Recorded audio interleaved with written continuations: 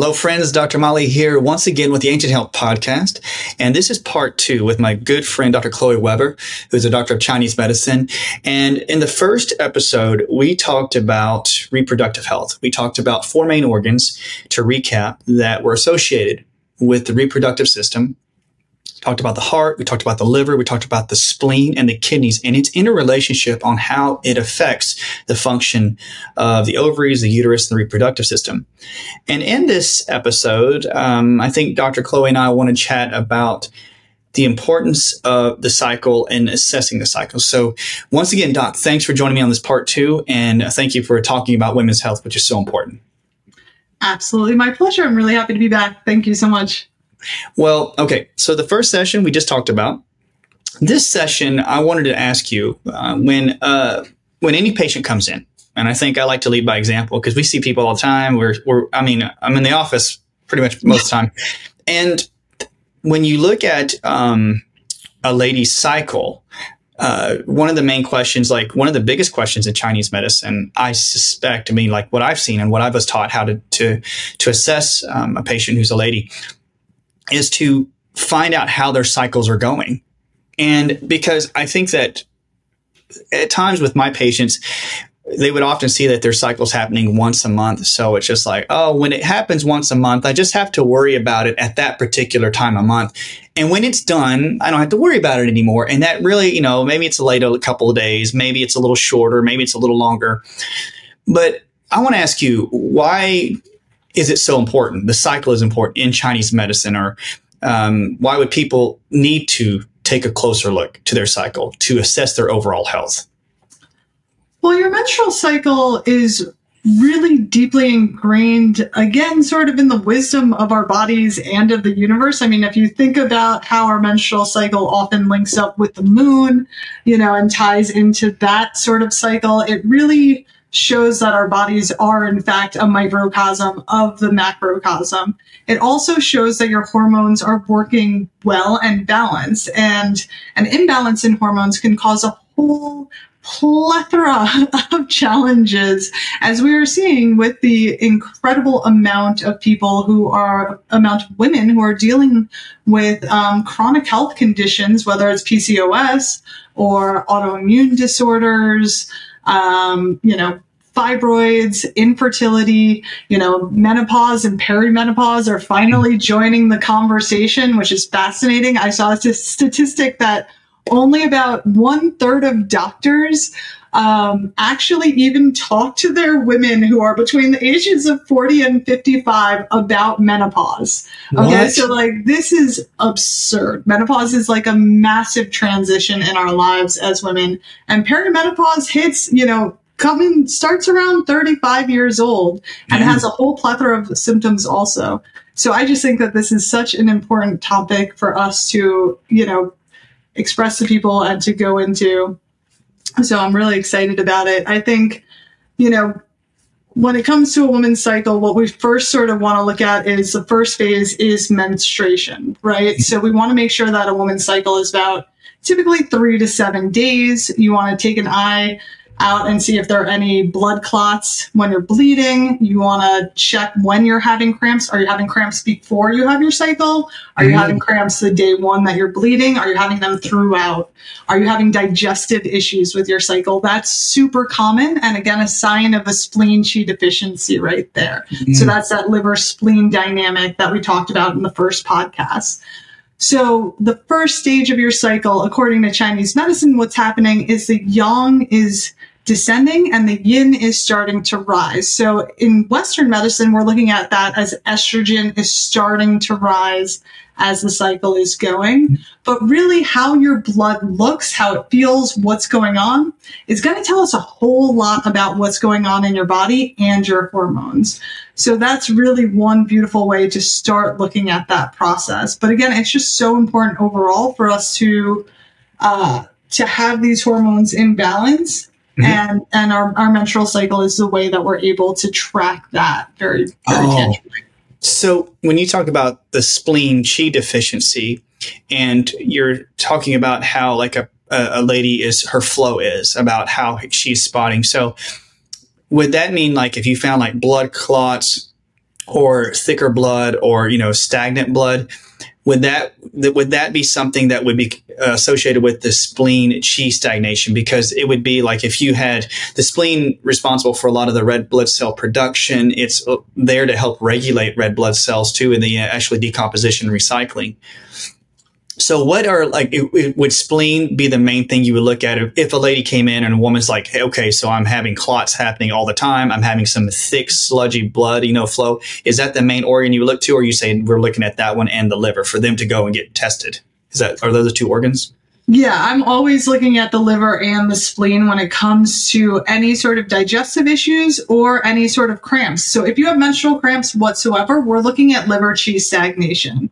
So again, the liver is deeply connected to anger, really connected to those typical classical PMS symptoms. So I always think of it as like a tire that's running and not getting anywhere. So then you get stagnant heat, and that heat sort of rises, can cause heart palpitations, irritability, frustration. That's that classic liver chi stagnation. And any woman who knows or who's been through it, that there's sort of that day of rage about a week before you start bleeding. That's that liver chi stagnation. It's fun. I lean into it. So if I can remember it's a day of rage, then I just curse everybody out in my head and just sort of laugh about it because it just gets so absurd. But that's liver chi stagnation. And I mean, obviously we all have liver chi stagnation in this day and age because A, the world is madness. Everybody's under an insurmountable amount of stress. And then B, it's nearly impossible, if not just completely impossible, for us to avoid the plethora of toxins that are completely inundating us day in and day out. So we need to support the physiological liver as well as the emotional liver. But yeah, so if anybody who has any sort of cramps, endometriosis, clots, a lot of that has to do with the liver chi stagnation, but you're also going to always look at that in conjunction with the spleen because they are so interconnected. So you could, in essence, let's say a patient comes in, they bring, they have their blood work.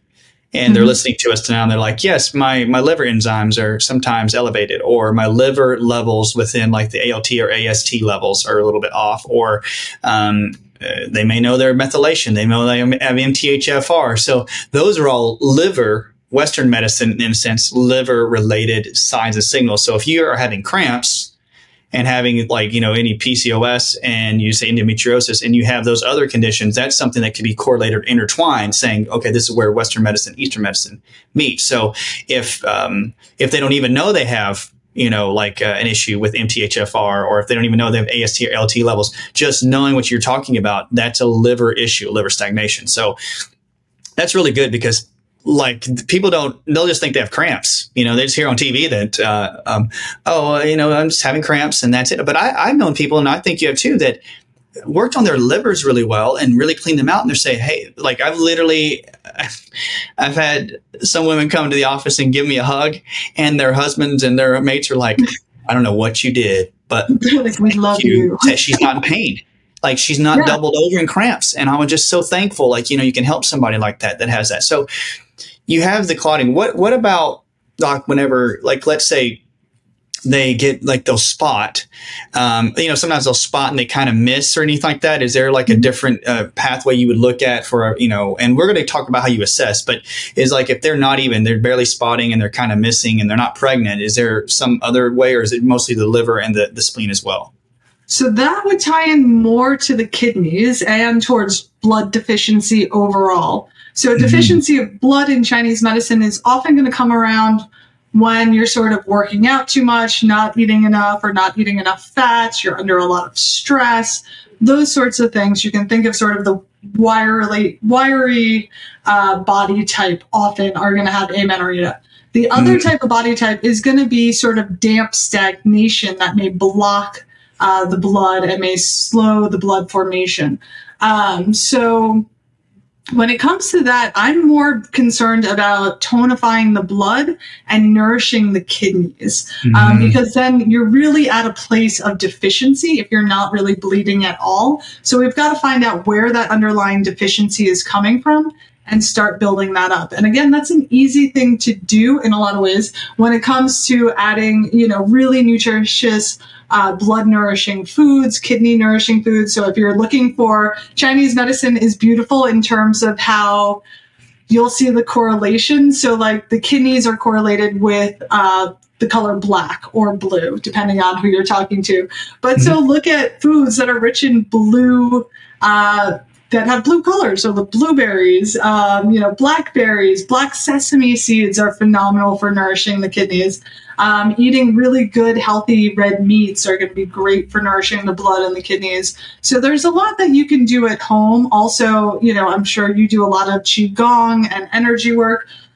So you can also look up Qigong exercises that are going to help build that energy in your kidneys and start nourishing your body. But really, it's a signal that, again, you're very depleted and you need that extra support. And so I think for women, a lot of times we are so focused on taking care of everybody else that we tend to come last. So I think that looking at your cycle as a way to really understand the ramifications of what we are actually doing to ourselves when we are perpetually giving to others instead of feeding ourselves, literally, then, this is a beautiful way to start holding that mirror up and start taking accountability and taking action to take care of ourselves. Oh, I think that, I'm speaking as a guy, I'm just saying, but when I treat a lot of, women, and it's just like, I say neglect, and I say that, I say like a lot of women, they don't take care of themselves. And I'm not saying that harshly to the women. I'm saying that they're just always out there caring for people so much. They're always pushing what they can. That's their instinct, is like, I want to care for people. And I think that, if it was up to you, I'm just saying, and Remy having an appointment, you'd be like, oh, Remy can have it. And I, hands down, every woman's going to go, my kid's going to have it. I'm like, that's great. But you're not going to have a healthy perspective of how they're healing if you don't feel healthy inside. And I think it's a really big issue about self-worth and loving on yourself. And that's it. I know it's another time, another session for another podcast, but with this, like when you talk about like the kidneys, I remember when one of the first times I sort of encountered where the kidneys could be affecting amenorrhea and not, and spotting, had a younger patient, and she could never have her cycle. But one of the things that kept showing up was she kept showing up for like UTIs. And I thought, well, could it be like up in the kidneys? But I saw this Chinese medicine practitioner online. One of my friends gave me this website to go research, like, he said they have really good information. I'm reading about it.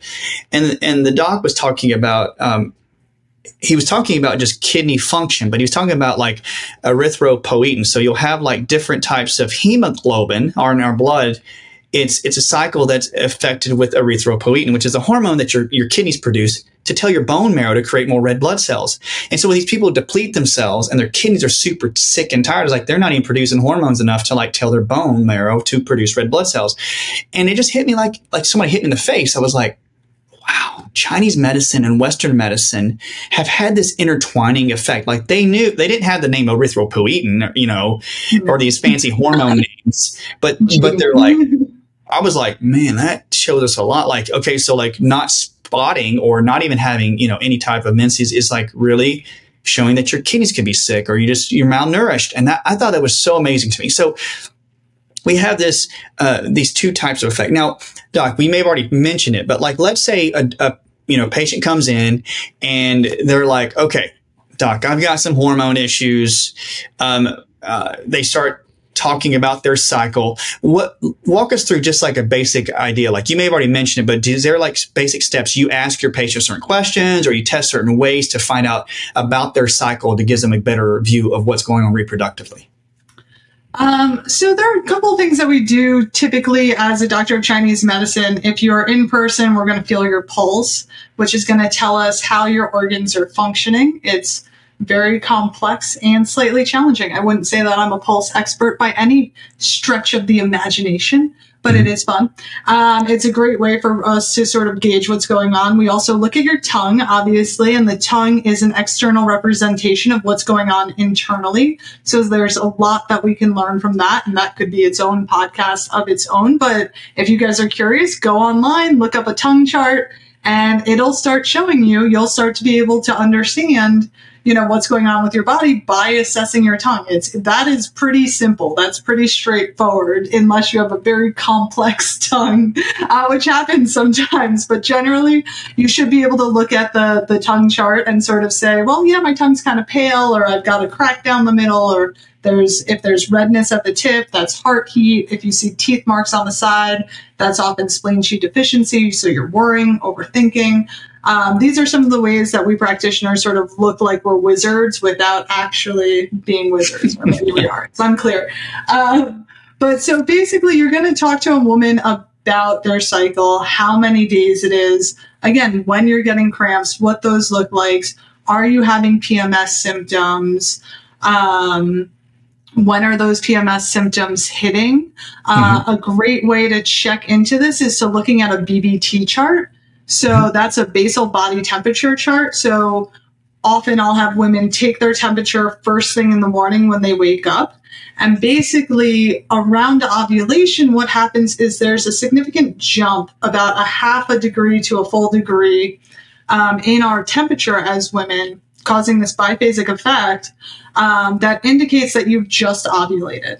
So that can really be helpful in sort of getting to know your cycle, especially if we're working with patients who are looking to get pregnant. But honestly, I think it's just really important for all women and children, or not children, like anybody who is menstruating or of reproductive age, to start to get to know their cycle and start to understand the implications of some of these things that are coming up, because it really, really is a great way to understand what's going on within your body. So, you know, if you're not seeing that jump in temperature, there might be an imbalance in the hormones. And there's a ton of different ways that we can address it. And I could dive into the Chinese medicine things of what that means. I don't know how much time we have before Lindsay cuts us off, though. But but so basically, it's really just asking what's going on. And it's surprising and kind of sad how disconnected from their cycles a lot of women are. And I know it can be a pain, and it's not exactly like a joy of my life either. But it really is very important for us to get in touch with it and to optimize it, because it's a huge indicator in terms of how our health is, both emotionally and physically. Yeah, I think I really appreciate the way you mentioned and how you took the aspect of really knowing yourself, because some individuals, I would say, like they'll tell me certain times, they'll go, okay, yeah, during the cycle, like I get like a certain types amount of fevers, or I get internal fevers, or I feel really cold. Like I always have to have, like, you know, the patients, and I'm not making fun of the patients, the patients that come out and they're like, I literally have to put my heat seaters on my car, and it's summer. And I'm like, what, do your bones feel cold? Yep. Bones always feel cold. Hands are always cold. I don't care how temperature is. It's always cold. But knowing that about yourself and going to a Chinese medicine practitioner and saying, okay, I'm understanding my body. I know that, like the BBT charts, like knowing if your body needs a specific amount of heat and balance to help with, you know, ovulation and help with the correct menses. Because do you ever do this, Doc? I always kind of like, I'm saying this as a guy, but there's times like, whenever I know that like I feel cold inside, or my hands get a little sweaty or something, I know most people would just say, oh, it's just something happened. Like my personality is like saying one organ is overworking and it's taking away from another organ because there's some external stressor going on in my life, or something's happening where one organ's feeling stressed, and it's like, okay, I'm hurting right now. And it's just the way the body's telling you, like if my hands ever get cold in the morning, this is what I tell myself. I just spiked my cortisol. I did not do enough protein in the morning. I didn't take my chromium. Like these are little things like people say, oh, how am I supposed to know all that with a cycle? But I'm just saying, loving yourself and knowing yourself, starting to learn about it and go, okay, like this part of my body is probably pretty tired. And that's the importance, I would say, with Chinese medicine. And it really takes a lot of fear away. Doc, because when a patient understands that they go, okay, I'm a little cold internally and this can affect my cycle in this way, and having somebody explain it to you when you go to a Chinese medicine practitioner is very comforting to the patient, because they know there's a way to resolve it and a way to help heal it. So with the BBT chart, is that something that do you just go online and grab the BBT chart, and there's probably some information on your website to like learn it? Yeah, there are apps online, so you can just sign up for that.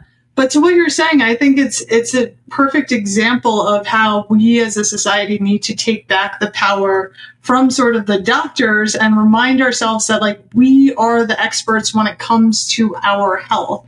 And I think a lot of people are really overwhelmed with the complexity of the medical system and really disappointed by it as well. And, we're seeing, again, more and more illness within our society, and particularly within our children.